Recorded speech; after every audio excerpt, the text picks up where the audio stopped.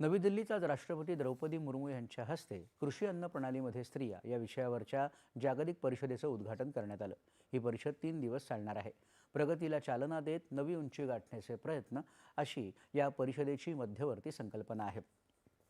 शेती आणि त्यावर आधारित अनेक व्यवसायांमध्ये आपल्या माता भगिनी आणि कन्या ह्या अथक परिश्रम घेतात आणि कृषी अर्थव्यवस्थेत अमूल्य योगदान देतात, असं राष्ट्रपती यावेळी म्हणाल्या।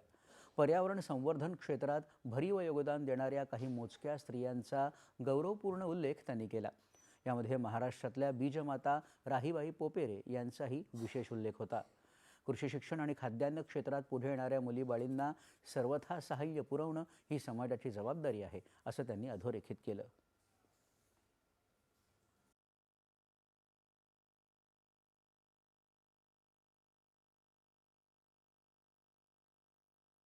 मछली पालन, मधुमक्खी पालन, पशुपालन, वन्य उपजों के समुचित उपयोग तथा कृषि पर आधारित उद्यमों को चलाने जैसे अनेक क्षेत्रों में हमारी माताएं, बहनें और बेटियां अथक परिश्रम करती हैं।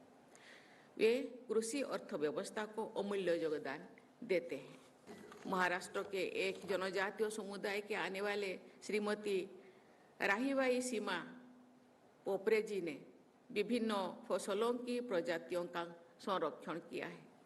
उन्हें सीड मदर के नाम में जाना जाता है। मैं चाहूँगी ऐसी महिलाओं से प्रेरणा प्राप्त करके भावी पीढ़ी की बेटियों भी कृषि के क्षेत्र में नवोन्मेषी योगदान देंगे। आंतरराष्ट्रीय स्तरावर कृषी क्षेत्रात योगदान देणाऱ्या स्त्रिया, वैज्ञानिक, उद्यमी आणि तरुण स्त्रिया या संमेलनात सहभागी झाल्याबद्दल त्यांनी समाधान व्यक्त केलं।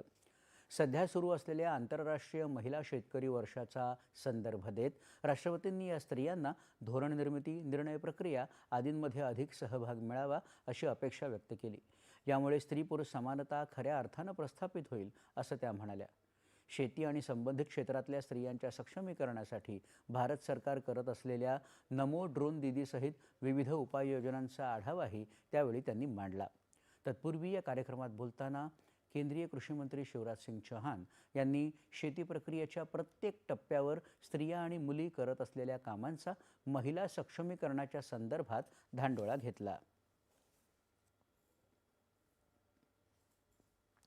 संसदेत सर्व खासदारांना समान नियम लागू असून